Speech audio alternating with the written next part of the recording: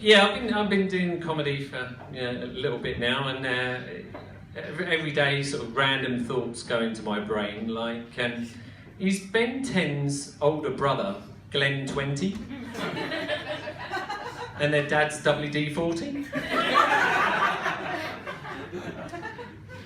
If a certain actor from Shawshank Redemption went into property financial advising,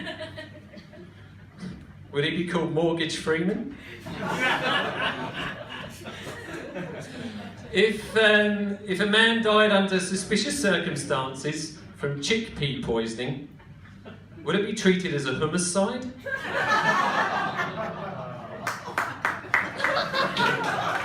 Thank you. So we bought a property and we live in Botany. So there's not many Asians in Botany, and quite frankly, when she goes outside, people treat her with casual racism. She's had parents come up to her and try and get her to help her with their kids' maths homework.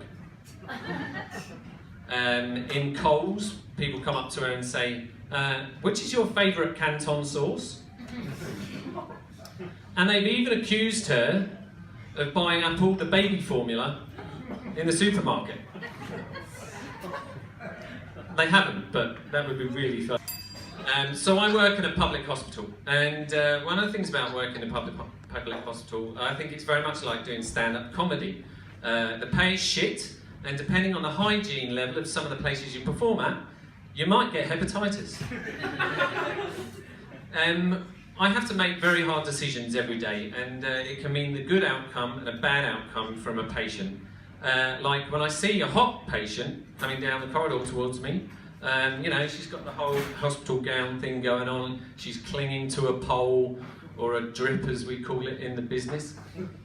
The things that go through my mind, first thing is, which ward is she on, and is she my patient?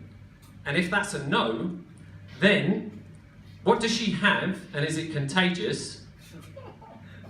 And how long has she got, and is it worth my time? So, just to end on this, we occasionally get patients that get admitted who, the reason they get admitted to the hospital is actually a reference to their surname, right? So, just a little disclaimer, I have changed names, times and places in order to keep up with patient confidentiality. I haven't. And the first man I can remember is a man in the church, and he came in with a candlestick stuck up his rectum. His name was Vicar Wicker. Then there was a Thai man who was brought in with a broken jaw after somebody punched him. His name was Fuck You Too. And Christopher Peacock, who broke into a fish and chip shop and came in with severe burns below the waist when he broke into a fish and chip shop, through the window and fell feet first into a deep fat fryer. Poor old crispy cock. Put me off spring rolls for years. I've been Mark, you've been great, thanks, good night.